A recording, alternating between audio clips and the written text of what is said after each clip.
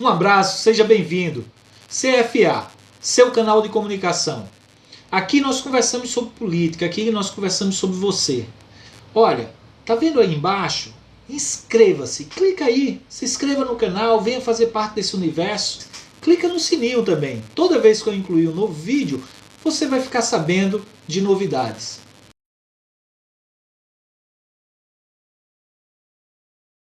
Olá, tudo bem? CFA, canal Fábio Almeida, seu canal de comunicação. Hoje estamos aqui com essa grande liderança sindical, política e popular do estado de Roraima, Gilberto Rosas. Gilberto, quando nós começamos nossa entrevista, nós temos uma pergunta que é para quem está aí do outro lado saber. Quem é Gilberto Rosas? Gilberto Rosas, né, é o presidente do Sindicato dos Servidores Públicos Federais, que está com o mandato, está assumindo um mandato atual, né, no atual período, né, de 3 anos, nós estamos no primeiro ano de mandato. Eu sou roraimense, né, De Normandia. né, descendente, né, é uma mistura, né, um pouco macuxi com espanhol, com nordestino, enfim. Né, e é uma pessoa que se envolveu, né, no movimento sindical. Já não foi. O meu início realmente foi na igreja, né? Na igreja católica, né? A questão dessa liderança, de participar dos grupos jovens, da coordenação da igreja. E isso deu aquela coisa na minha vida de se tornar um líder, mas não tinha esse objetivo de ser um sindicalista, envolver sindicato. Meu primeiro emprego foi bancário, né? Depois fui ser servidor público municipal e depois, agora, servidor público federal, né? Servidor público da União. E aí vim para o movimento sindical. Cheguei aqui e encontrei, parece que a casa, né? Que a gente gostava, parece que já estava no sangue. Mas isso é importante, Fábio, a gente ter fazer sindicato, sabe que é um pouco difícil, né? Ou é difícil todo, mas é bom. Porque a gente sabe que a gente está fazendo algo não para a gente, mas para o nosso próximo, né? para a nossa sociedade, procurando melhorar a vida, né? Do cidadão, né? E da sociedade de uma forma geral. E tu colocas aí essa questão do papel do sindicato. Eu quero começar com a primeira pergunta. Em 1988, nós tivemos na Constituição fortalecimento do serviço público, seja pelos serviços, seja pela valorização do servidor público, né, que até então era muito desvalorizado. A que tu vinculas, Gilberto, essa mudança de paradigma, né, na atual conjuntura política, onde o serviço público e os servidores eles são taxados e apresentados como o principal problema do nosso país? É verdade, né? A Constituição de 88, que nós chamamos de Constituição Cidadã, né? Aquela que veio para mudar, né, e garantir muitos direitos, né, de modo geral, não só para o serviço público, né, mas para a própria sociedade brasileira, mas especificamente com relação à questão do serviço público, né, a gente garantiu muitos direitos, né, e verificando aquela legislação que foi a Constituição de 88 como modelo de Constituição, como modelo hoje administrativo, aquilo que é imposto, e que, como foi colocado, e nós somos taxados, né? Que o serviço público é o problema econômico, inclusive, do país, é porque o serviço público, quando foi garantido o direito e a sociedade passou a ser beneficiada com esse direito, porque ela passou a ser assistida realmente pelo serviço público, foi garantido o direito da sociedade, né, a ser servida pelo serviço público, né, começou a mexer com aqueles que ganhavam e viveram a vida inteira, né, consumindo, né, ou corroendo, né, o dinheiro público brasileiro, né? Isso. Que eram a iniciativa privada e a própria estrutura que tinha anterior, né? Então, como mudou toda essa estrutura, o que acontece?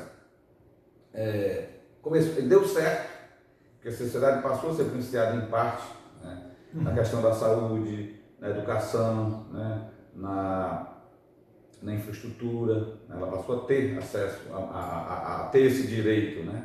Isso começou a mexer muito, porque o próprio setor público ele começou a fazer, a realizar isso.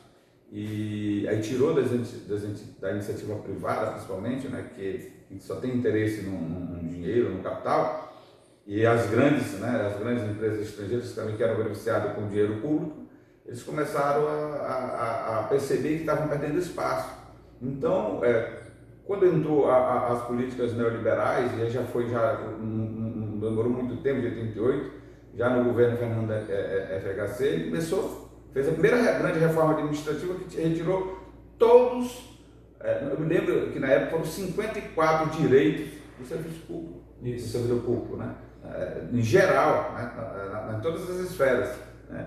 Isso foi um grande baque, porque não só nós, servidores públicos, sentimos isso, mas a própria sociedade, ela sofreu muito isso, porque isso passou a ser passado para a iniciativa privada de uma forma muito forte. E isso perdurou por 8 anos no mandato da FHC. Né? Eram conquistas que eram sido lá atrás, conquistas trabalhistas, né? muito fortes, e que fomos perdendo tudo isso. Uhum. E isso enfraqueceu, enfraquece o serviço público, né? E quando a gente tentou recuperar isso, né, de repente vem uma nova política neoliberal forte, de novo de fortalecimento do grande capital, privatizações, isso não só prejudica o servidor público, mas o serviço público que é prestado para a sociedade de modo geral, isso enfraquece, porque a sociedade, ela passa, a grande sociedade, a grande população que é mais pobre, a mais carente, ela deixa de ser assistida por um serviço de qualidade, né? Um serviço de graça, podemos dizer, né? que não paga nada, para ser assistida por um serviço que não tem qualidade, por um serviço que você tem que pagar, que não garante o direito universal. O direito universal. Então isso realmente prejudica, né? E nós estamos vivendo um momento já do governo Temer para cá, um momento muito forte de desvalorização do serviço público. E nós somos sempre o bode expiatório. Isso que é o problema, né? A economia, a inflação sobe, os caras assaltam. O cara dá isenção para arma e a culpa é do servidor público. Os caras assaltam os cofres públicos, né? Como a questão agora, mesmo na época da liberação dos recursos do Covid, mas o culpado, o preguiçoso, o irresponsável é o servidor público, né? Ele está lá todo dia. Eu tenho dito isso, Fábio. Se não fosse o serviço público apresentado com toda a dificuldade que tem o SUS, agora nesse período da Covid, a sociedade brasileira tinha sido pior, tinha morrido mais gente, porque já com o SUS dando assistência já foi difícil. Aí tu imagina, porque o dinheiro que veio desviaram quase todos os estados, não sobrou um estado que não desviou recurso do SUS, né, que foi apresentado para a Covid. Mas o culpado é o servidor público ou o serviço público que não presta serviço de qualidade. Quer dizer, enquanto nos dá condições, enquanto nós somos pagos para servir a sociedade, estamos prestando esse serviço sim, e se a qualidade não vem, não é pela mão de obra do trabalhador, mas assim pela falta de garantia no seu local de trabalho que o serviço público, o setor público não lhe oferece, você fica remendando tudo, às vezes tira até dinheiro do bolso para ajudar, então isso complica tudo, né? É muito difícil. Gilberto, nós temos uma medida que ela foi muito dura, né, para o serviço público, e eu queria que tu falasse um pouco sobre ela antes da gente entrar no objetivo central da nossa entrevista, que é a Emenda Constitucional 95, que criou a tal da PEC do teto, né, do teto de gastos, que limitou o gasto com as despesas primárias. Essa medida, ela atinge diretamente o serviço público, o servidor público? Olha, é interessante porque a gente discutiu isso desde quando foi apresentada a proposta da emenda, né? A emenda 95. A gente discutia isso e já colocava para a sociedade, de um modo geral, que essa não era algo bom, né, para ninguém, muito menos para a sociedade. Nesse período que a gente discutiu muito, fizemos manifestações, paralisações, né, contra a reforma, contra a emenda 95, mas infelizmente ela passou. E o impacto né? Sentindo hoje, O impacto financeiro, ela está mais forte a cada ano que passa, ela vem mais ainda enfraquecendo, né? Todos os orçamentos dos estados, dos municípios, né? Porque quando você tira dinheiro do investimento na saúde, na educação, na infraestrutura, na segurança, né? Quando você dá um impacto de limitar gastos, e você trabalha, porque ela diz assim, tem que ser o orçamento anterior, com a inflação, tudo que vem aumentando no dia a dia, municípios que não arrecadam, cidades menores que não têm uma boa arrecadação, elas não têm sobrevivência. Então, a emenda 95, ela está acabando com o serviço público dentro da sociedade brasileira. Essa é a palavra, ela acabou, né? E tudo que isso poderia investir como eu falo, na segurança. Não podemos reclamar que a segurança não está boa só por uma questão de reclamar. Nós temos que pensar o porquê. Então vamos buscar o fundamento disso aqui. É simplesmente a falta de investimento, porque a emenda 95 impediu isso. De gasto. Educação. Além da emenda 95, todos os cortes que foram feitos no orçamento para educação, quer dizer, prejudicou mais ainda. Na saúde, você vê, todos os cortes são nessas áreas.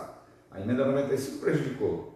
Até porque se você pegar lá em 2016, quando foi aprovado, 2017 passou a valer a emenda 95, o orçamento que estava... O que você comprava lá, eu me lembro que um litro de gasolina era R$ 2,20, R$ 2,30. Hoje o litro de gasolina hoje está R$ 4,60. Então, Fábio, a gente tem uma dificuldade muito grande.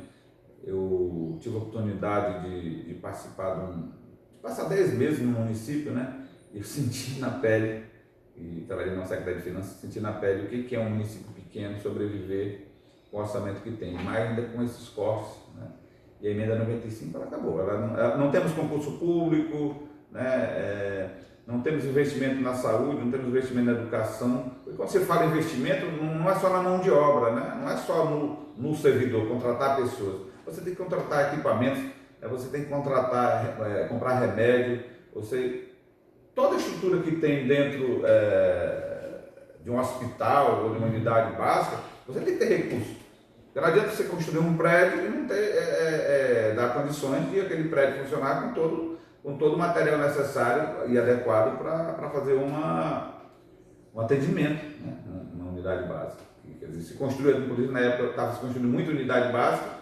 Se você for andar hoje no estado de Roraima, elas estão todas fechadas, principalmente nos municípios. Ou estão devolvendo para a União, para que tome conta. Então, a emenda 95, ela realmente foi criminosa para a sociedade brasileira, especialmente o serviço público. E é uma medida que esse governo manteve, um governo que fez a reforma previdenciária, que também foi um outro ataque direto à classe trabalhadora, seja do setor público ou privado.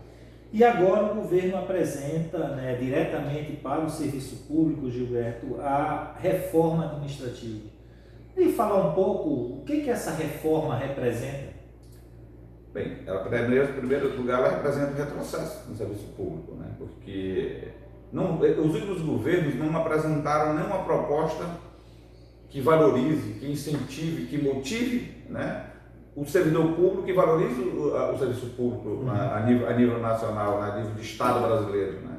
Mas apenas na retirada de direitos, né? E cada vez mais se apresenta as propostas que são aprovadas novas leis, sempre são retiradas de direitos. A reforma administrativa, o governo está fazendo um alarde porque vai economizar, que vai melhorar a economia, igual a reforma da Previdência, que não serviu para nada, só para tirar direito dos trabalhadores de uma forma geral no Brasil. Então a reforma administrativa ela vem aí, ela vai acabar com muitos direitos porque se dizia, Fábio, que não iria mexer nos atuais, né, servidores, né, nos que estão na ativa, né, mas sim para os servidores futuros. Né? É a mesma conversa da reforma da Previdência, porque eles diziam que não, é só para os futuros, mas agora, depois de aprovada, A moçada tá vendo que serve para quem está A lógica é a mesma. A lógica é a mesma. Quer dizer, e o servidor e o trabalhador, ele só vai ver realmente que é um crime contra, né, a retirada é um crime a retirada do nosso direito quando ele sofreu um impacto lá na folha de pagamento, lá no seu salário no final do mês, a questão de acabar com o concurso público, não vai mais fazer concurso público. A emenda 95 já estava limitando isso. E agora a reforma administrativa piora. Quem vai tomar conta da sociedade brasileira? Que é a obrigação do Estado brasileiro. Então nós chamamos isso de Estado mínimo, né? É diminuir, né, a capacidade do Estado atender a sociedade para passar para a iniciativa privada. Quer dizer, aí você vai passar para a iniciativa privada onde a maior parte da população brasileira que está empregada no momento, e olha que o número de desempregados é bem grande, que ganha salário mínimo, vai poder pagar a educação privada, né, a escola privada, a saúde, né, a energia, vai pagar a água, que tudo estão querendo privatizar, né, o transporte. Quer dizer, não vai ter condições de fazer isso. Então, a reforma administrativa, e aí a sociedade ela tem que estar bem atenta a isso, Fábio.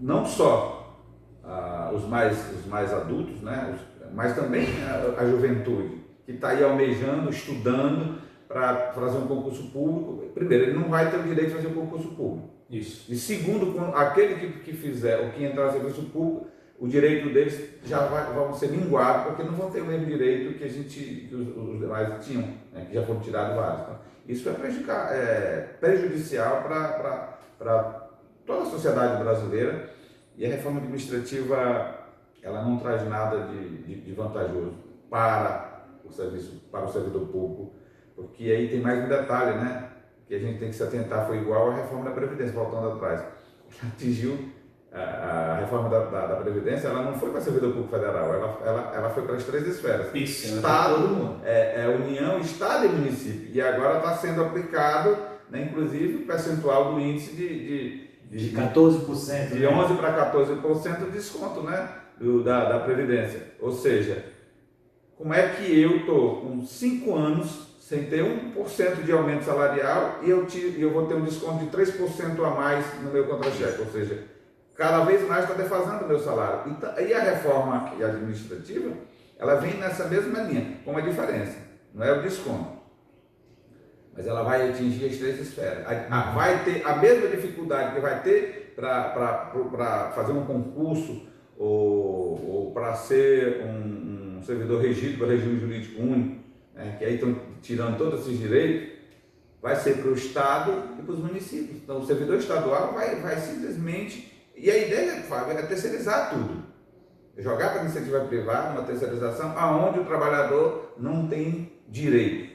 Ele não vai ter direito nenhum garantido, porque a reforma trabalhista, ela também, e a gente está falando já de uma reforma previdência, reforma trabalhista, que parece que a reforma trabalhista ela veio só para tirar direito dos movimentos sindicais. Parece que a sociedade vai tirar direito, vai enfraquecer os sindicatos, mas não olhou que enfraqueceu a vida do trabalhador no dia a dia, de uma forma geral. Ela não foi uma coisa assim específica, para dizer, não, ela só mexeu aqui. Mas a reforma trabalhista foi inclusive agora Só transferir do patrão para o trabalhador a responsabilidade de provar o crime trabalhista arrebentou com... E eu achei interessante agora, porque tá no Supremo uma ADIM, né, contra o trabalho intermitente, né?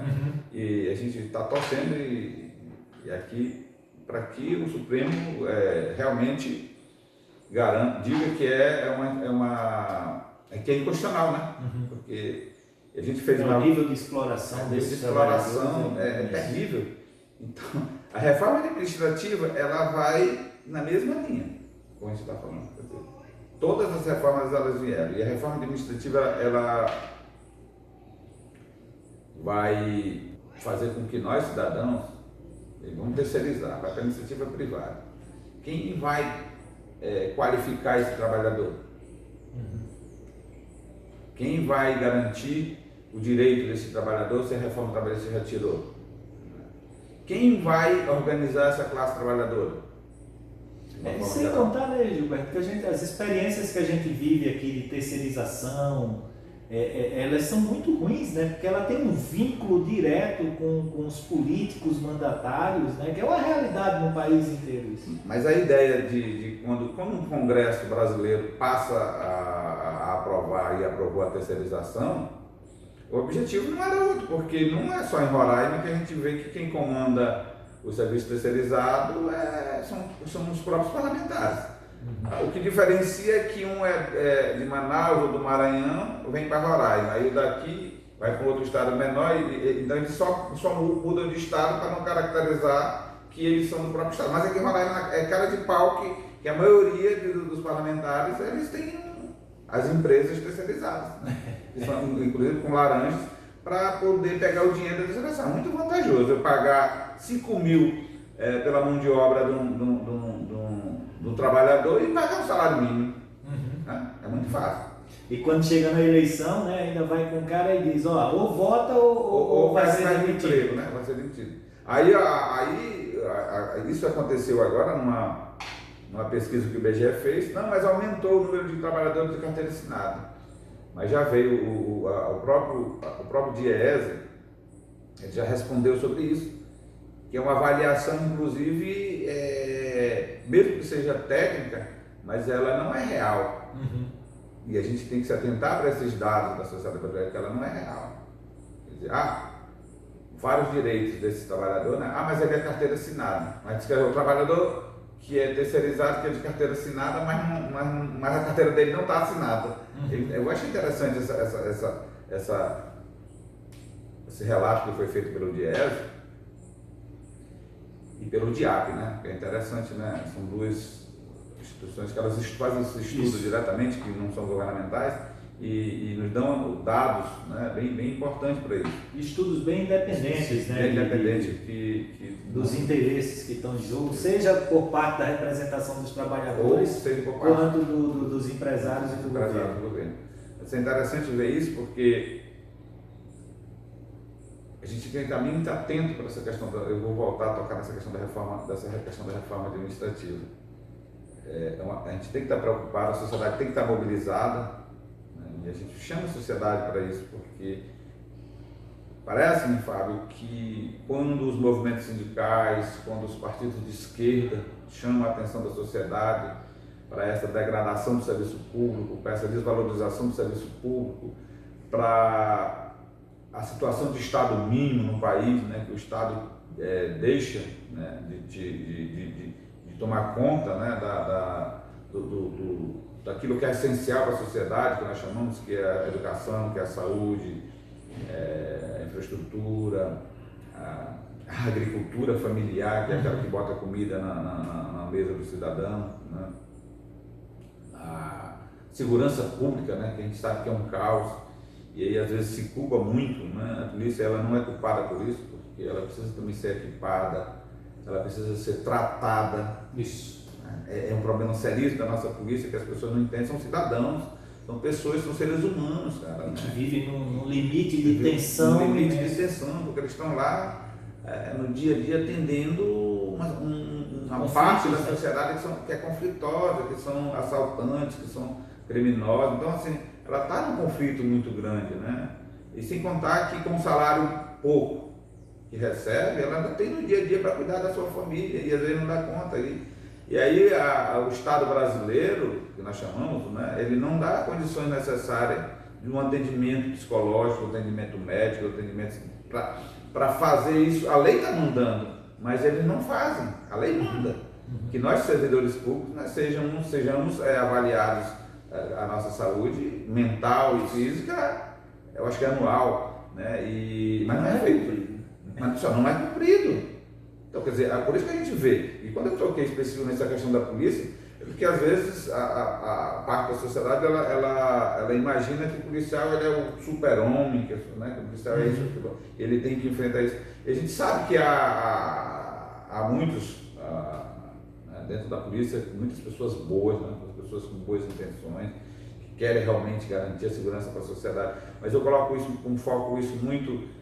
Porque é responsabilidade do Estado cuidar do cidadão, cuidar do seu seu policial, para que ele preste uma segurança, né, de qualidade. Até, por exemplo, a polícia militar, eu acho que ela deveria ser, não sei, mas não precisa ser uma polícia armada, uma polícia militarizada, né? É um debate que a gente pode fazer. Eu acho que precisa debater essa questão da segurança, porque a gente também tem muitos abusos que precisam, a população precisa ter canais. Ter canais, exatamente. Inclusive de denúncia, de investigação, de punição, que é um caso que às vezes a sociedade... Porque há alguns relatos, isso a gente não pode generalizar para as corporações policiais, mas que existem abusos, né? E aqui em Roraima a gente está vivendo muitos. Agora, Gilberto, eu quero entrar num debate que a reforma administrativa traz, e muitos políticos que defendem essa reforma administrativa apresentam, que é o ataque à estabilidade do servidor público. Eu queria que tu falaste um pouco de qual a importância dessa estabilidade e também se é verdade que o servidor público não pode ser demitido. É verdade isso? Porque é isso que quem defende o fim da estabilidade diz, né? Fala um pouco sobre isso para a gente.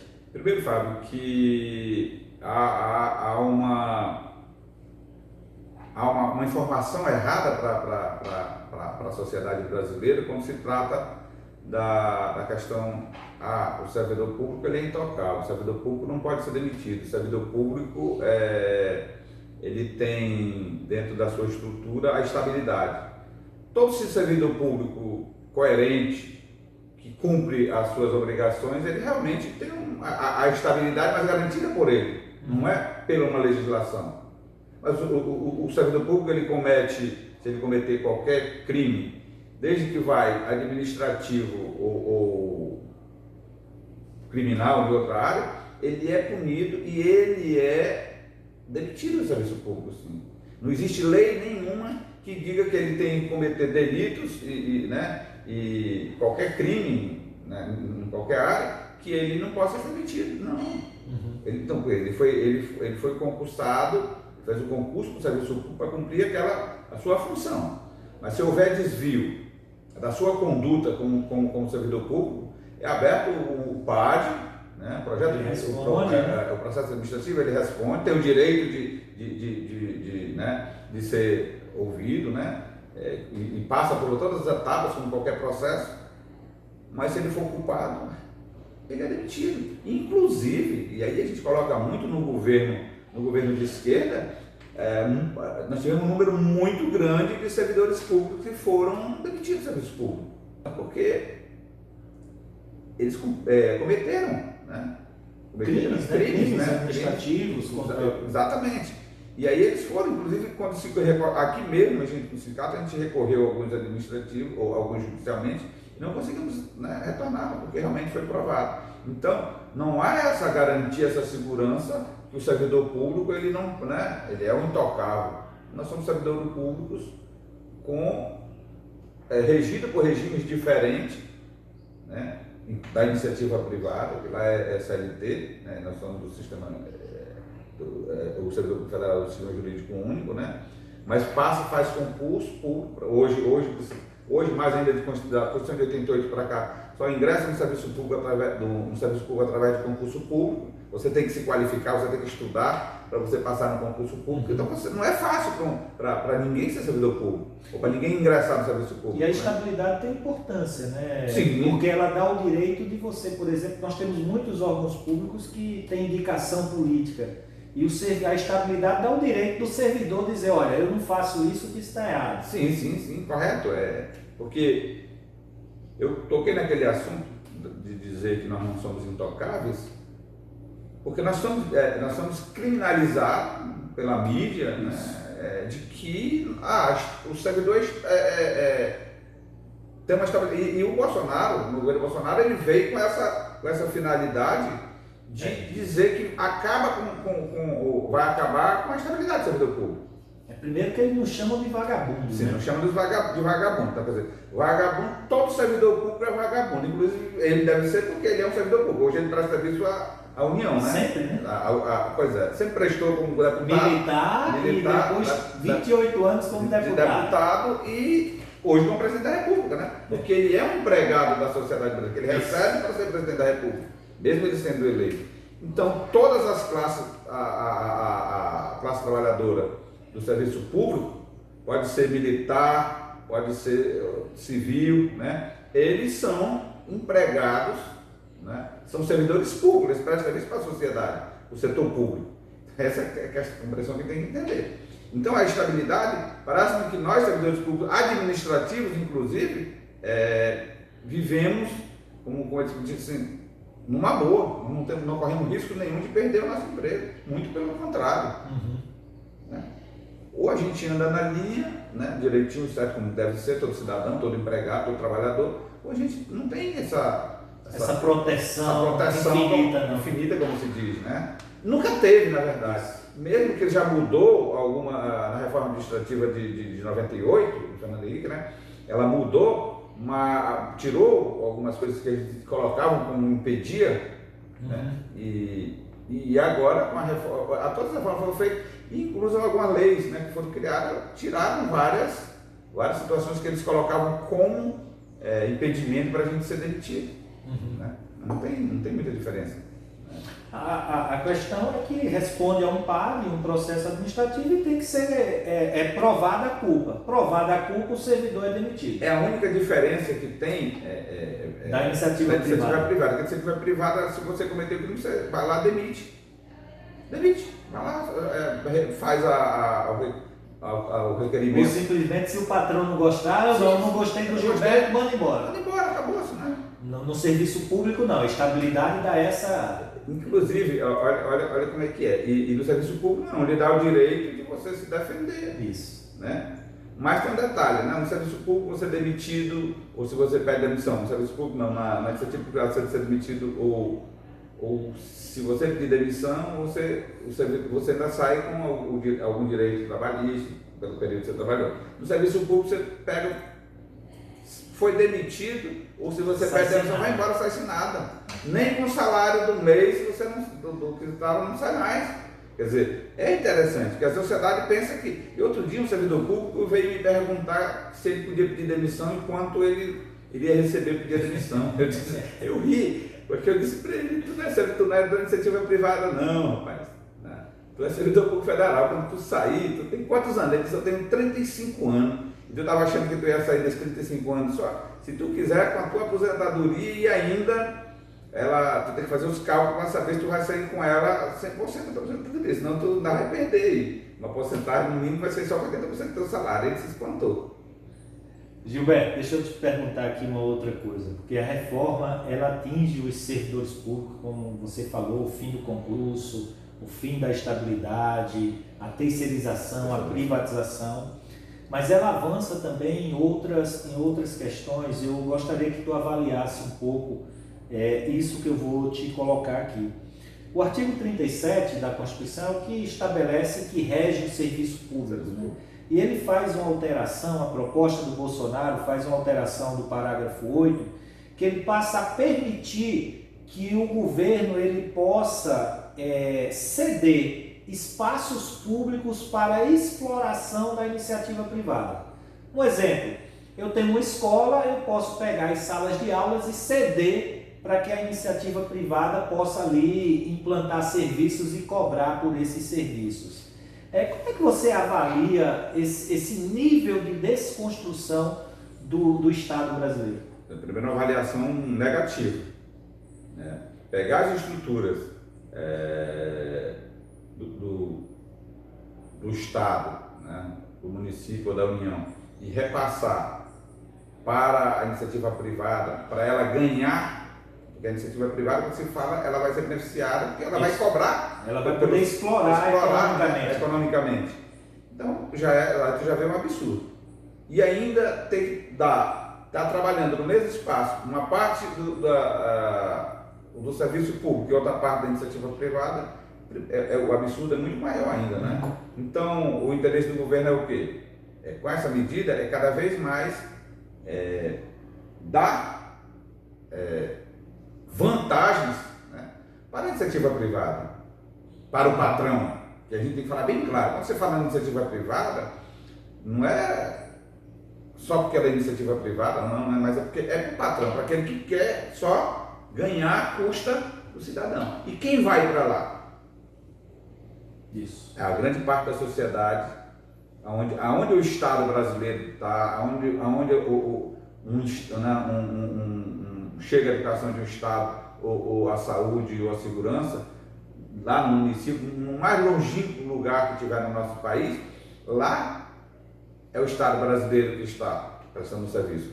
E quando for para a iniciativa privada, não vai ter acesso, essas pessoas não vão ter acesso. Vai piorar em tudo. Vai aumentar o índice de pobreza, vai aumentar de violência, de analfabetismo, né? De mortes, né? Passar fome, porque tudo isso vai aumentar. Por quê? Porque nós não vamos ter acesso ao serviço público gratuito. E se você vai botar lá na pirâmide, né, 1% é rico, isso. E o resto está lá embaixo na pobreza. E com a desvalorização do serviço público, mais ainda que para o serviço gratuito, a tendência é piorar. Então vamos chegar ao quê? Num caos. Então é injusto, eu acho que é criminoso isso que o governo, como proposta do governo, é criar esse tipo de situação, né, dentro do serviço público. Gilberto, nós estamos já caminhando para o final da nossa entrevista, mas tem uma pergunta que ela é importantíssima, principalmente para os servidores que vão nos acompanhar, que é com respeito à criação do inciso 23 no artigo 37, que ele veda nessa proposta, são várias as propostas, mas uma delas veda que o servidor público ele possa ter aumento ou parcelas indenizatórias com caráter retroativo. Né? E a gente vive muito isso, planos econômicos do passado que retiraram, que atingiram o direito dos trabalhadores, e você está na justiça, e o governo está impedindo que você perceba isso, botando na Constituição o impedimento de você perceber esses direitos retroativamente. Como é que tu, presidente do sindicato, avalia essa situação? É um absurdo. Em primeiro lugar, é um absurdo, né? Querer tirar direitos garantidos constitucionalmente para o servidor público, né? Que é o mínimo possível que deve se garantir o direito de, quando você tem qualquer perda salarial, você recorrer à justiça. Você tem dois caminhos, né? Você pode recorrer administrativamente, porque pode ser um erro, né, administrativo, uma falha que não percebeu, você recorre administrativamente e a União pode te ressarcir com a legislação atual de qualquer valor, como por exemplo a progressão, ou uma outra perda salarial, ou até o teu salário no mês não vir completo. Aí com uma mudança dessa, você não poder solicitar que o teu salário esse mês não veio o que tu ganha por mês, e muito menos impedir de que tu entre na justiça, quer dizer, isso é um absurdo. Isso não pode acontecer. Não, a sociedade brasileira e os nossos parlamentares do Brasil não podem permitir que isso passe. Quer dizer, eu vou citar uma questão que se fala tanto, né, que a esquerda impõe isso, que a esquerda é aquilo outro, que a esquerda é comunista, que a esquerda né, que o Brasil com a esquerda poderia ser a Venezuela. Não tenho nada contra, não vejo nada na Venezuela, vejo o povo batalhador, vejo o governo lutando para se segurar, né, para se manter lá contra o poder imperial, né, que é os americanos, os Estados Unidos. Um embargo econômico fortíssimo, né? Que a sociedade tem que entender que os venezuelanos não estão vindo de lá, não é porque lá não tem dinheiro, não é porque lá não tem, a Venezuela não tem condições de manter seu povo, mas é porque os embargos econômicos que foram impostos tira tudo isso, inclusive o dinheiro que está na Inglaterra, que está nos Estados Unidos, na Europa, nos países, eles usufruindo disso, não pode voltar para comprar medicamento. Aí eu te pergunto, a partir do momento que eu não posso recorrer administrativamente ao Poder Judiciário para garantir o meu direito como servidor público federal, eu estou num país de ditador. Aí sim, aí é um governo ditador que quer, de todas as formas, através de lei, impedir, é como se fosse impedir o direito de ir e vir, que é constitucional, Quer dizer, o meu direito, a minha liberdade de vir, aqui está para o servidor público, impondo algo absurdo. E eu não posso requerer meus direitos. Isso. Você não pode ter acesso aos seus direitos. Acesso aos meus direitos. Né? Aí a pessoa, mas são direitos adquiridos? Sim, porque se eu tenho, a lei me garante o direito, por exemplo, da progressão, e o Estado, né, a União não me dá a minha progressão, eu entro com requerimento administrativo para requerer a minha progressão. Mas por esse artigo você deixa... impede. Você não recebe o retroativo, você vai passar a receber aquele valor, sim, mas o retroativo que não foi pago só. Já perdeu. E o governo tem cometido muitas falhas quando a questão de direito de servidor, né? E a gente tem ganho muitas ações, inclusive judiciais, que é uma outra coisa que o governo quer acabar com. Ele está chamando de, eu vi ontem, ele está chamando de, me fugiu a palavra, Fábio, dos precatórios, era como se estivesse dando uma indústria. A indústria dos precatórios no Brasil. Não existe indústria de precatório, existe uma falta de respeito e de garantia de direito do trabalhador, e aí não é só no serviço público, mas como trabalhador no geral, que ele tem ainda ou a Justiça do Trabalho ou a Justiça Federal, que garante o servidor público federal, ou a Justiça do Trabalho, trabalhador de iniciativa privada, ou a própria Justiça Comum de cada Estado, que você pode recorrer para garantir qualquer perca salarial, qualquer direito estabelecido na lei, né? E aí você já pensou em impedir isso? Aí dizer, quer dizer, eu tenho um retroativo para receber, que é um direito meu, que eu lutei 15 anos, aí é uma geração de... Pois é, mas eles estão lutando na Constituição. Eu espero, como você disse, que não é... O governo apresentou, mas a responsabilidade é do parlamento, né? Por isso que a gente está fazendo aqui, chamar a atenção dos nossos parlamentares, né? E aí a gente tem que, inclusive, estar todo dia jogando nas redes sociais e de um modo geral, nas redes sociais, mas também enviando para os parlamentares, lá para os seus gabinetes, para os seus WhatsApps da vida, que eles são responsáveis por isso. Gilberto, para nós concluirmos, o movimento sindical, né, ligado aí especificamente aos servidores públicos, já peticionou o STF contra essa reforma administrativa, questionando, apresentando pontos inconstitucionais, mas no movimento sindical vai fazer essa luta judicial, mas vai ter luta de mobilização também, esperar a vacina para poder voltar às ruas, como é que é isso aí? É uma boa pergunta, Fábio. Então a gente está se mobilizando. Então hoje o mecanismo que nós temos nas redes sociais. O que nós temos que chamar a atenção é que o cidadão brasileiro ele tem que deixar de se bitolar nos canais de televisão e ouvir a voz do povo. Ele não está sendo, ninguém quer ser o dono da verdade. Nós, como movimento sindical, né, a gente está mostrando para a sociedade o que os governos fazem, né, na retirada de direito. Quando ele tira do servidor público, ele está tirando também lá. Né, quando ele tira do serviço público, né, ele está tirando daquele lá que não é o servidor público, mas que usa o serviço público. Isso. Então, a gente fica nessa expectativa de que saia a vacina e que a gente volte para as ruas.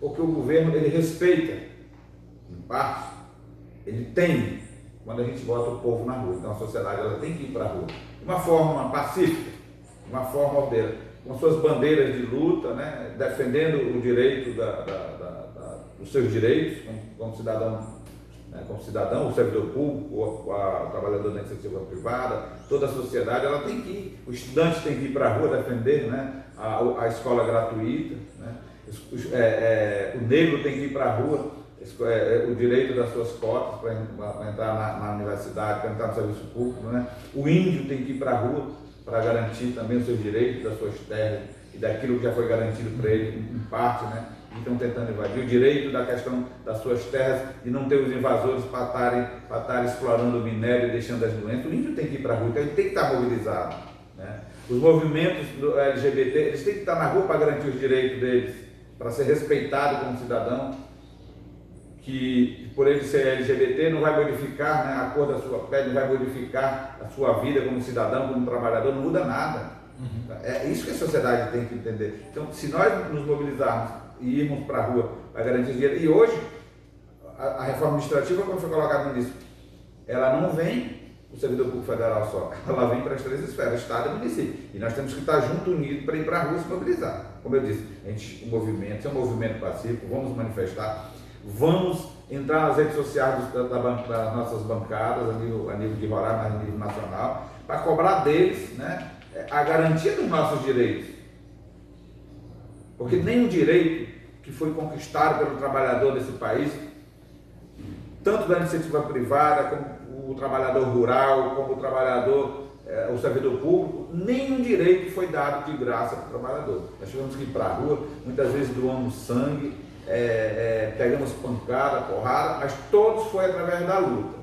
E não vai ser dessa vez que a gente não vai deixar de lutar. A pandemia está aí, a gente tem respeitado muito isso, né, para garantir a saúde da população, com respeito, né, inclusive respeitando, né, toda as orientações da Organização Mundial de Saúde, né, dos cientistas que realmente estudaram para isso,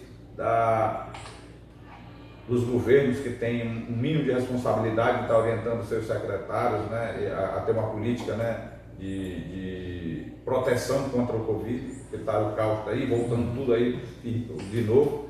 Então a gente tem que ter essa consciência, mas acabando, né, a pandemia, que eu acho que ela vai perdurar por muito tempo ainda, mas vindo a vacina, e aí esse vacina vai ter que ir para a rua. Porque a reforma administrativa é uma, mas vem outra. E aí a gente tem que cobrar, vamos fazer a reforma tributária?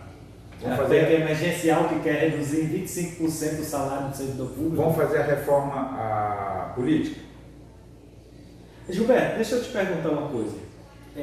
Como é que tu avalia a questão da correlação de forças dentro do Congresso Nacional hoje para os trabalhadores? Ela é difícil? E é possível os trabalhadores conduzirem um diálogo para mudar essa correlação de forças em 2022? Bem, nós vivemos um momento difícil. Ela nunca foi fácil essa correlação dentro do Congresso, né? Principalmente quando nós temos presidentes, governadores, né, prefeitos que são neoliberais. Então, a gente tem uma dificuldade muito grande, porque eles têm essa política de retirada de direito. Então, isso é fundamental, de direito da classe trabalhadora, de modo geral. Mas é importante, né, e eu acho possível sim, né, a gente está fazendo essa correlação de força, de unidade, né, entre os partidos de esquerda, entre os movimentos sindicais, os movimentos sociais, para se organizar. E nós somos a maioria. Então nós temos que ter a capacidade de eleger bancadas que tenham um compromisso com a classe trabalhadora. É isso que falta no Congresso. Porque se a gente não se atentar para 2022, seja qualquer governo que estiver lá, presidente da República, governador do Estado, prefeito, que já passou agora para prefeito, nós vamos continuar perdendo direito. Então nós temos que ter uma bancada forte, uma bancada que vá lá representar realmente, seja representativa da classe trabalhadora, para que a gente possa garantir, no mínimo, os direitos já garantidos que estão lá, e não permitir que seja retirado mais direitos. Então eu acho que isso é importante, a gente tem que construir isso sim, e a gente vê um exemplo muito grande agora nas eleições municipais, que parece que a sociedade ela não se atentou com isso. Ela vive muito do oba-oba, ela elege quem dá mais, quem conta vantagem, mas quem realmente fala a verdade, tem propostas verdadeiras, realmente é o finda que não elege. Então nós vemos aí a bancada das câmaras municipais, dos prefeitos reeleitos, né? Todos, qual é o perfil deles? Todo o perfil neoliberal. Ou seja, mas é possível sim a gente criar uma bancada forte e a gente tem que estar organizado para parar por isso. E a sociedade ela tem que estar muito atenta que a sociedade, principalmente a classe trabalhadora, como eu coloquei, que a gente tem que se organizar assim para termos bancadas fortes, né? Estadual, eu volto a dizer, estadual, municipal, estadual e federal. Né? O mais importante agora para 2022 que é a questão federal, tanto para o Senado como para o Congresso. Né? deputado federal como senadores. Mas é interessante a gente trabalhar nessa unidade, com essa correlação de forças, para a gente poder estar construindo algo melhor, né, e candidaturas fortes que possam ganhar a eleição, né, para 2022, para a gente ter esse embate maior lá com os neoliberais, né, com os da direita, da extrema-direita, né, para defender a classe trabalhadora. Isso eu achei muito importante. Gilberto, eu quero agradecer imensamente o teu tempo. Eu sei que a vida de presidente de sindicato não é uma vida fácil, é corrida, né? São muitas as demandas. Quero agradecer a tua disponibilidade de tempo e fica com você, suas considerações finais. Não, eu é que agradeço, Fábio, o seu papel, né, você ter nos colocado esse espaço. E eu acho que você tem que continuar fazendo esse trabalho. Eu agradeço você ver o Público Federal que nem eu disse para os colegas, né, na eleição passada para prefeito, que você era um colega, você era um servidor público, né, você era um que representava a esquerda realmente, e um cara inteligente. Em primeiro lugar, tem que colocar assim, tem conhecimento total do Estado e do município, porque foi o que não titubeou em nenhum momento para dizer o que queria, né? Tinha proposta realmente para... Né? E conhecimento geral, porque eu, graças a Deus, ouvi todas as entrevistas de todos os candidatos, alguns debates daqueles que foram, né? Eu achava interessante. Então, assim, eu faço esse elogio para você, primeiro, não desanimar. Né? Mas quero agradecer, né, pelo espaço, se colocar à disposição, mais uma vez, quando você quiser, vem aqui. Primeiro que a casa é sua também, né? Nosso sindicato é teu também. Vamos sim, eu acho que o espaço desse canal é justamente isso, a gente poder estar dialogando com a sociedade, com a classe trabalhadora. E sendo um espaço de vozes, né, que nós não conseguimos nos meios de comunicação tradicional. Verdade. Tá? Obrigadão. Obrigado, digo eu. Tá? Então, e a você, terça-feira, nós nos encontraremos novamente com mais um programa, falando sobre política, falando sobre Roraima, mas principalmente falando sobre os direitos do povo e da classe trabalhadora. Um abraço.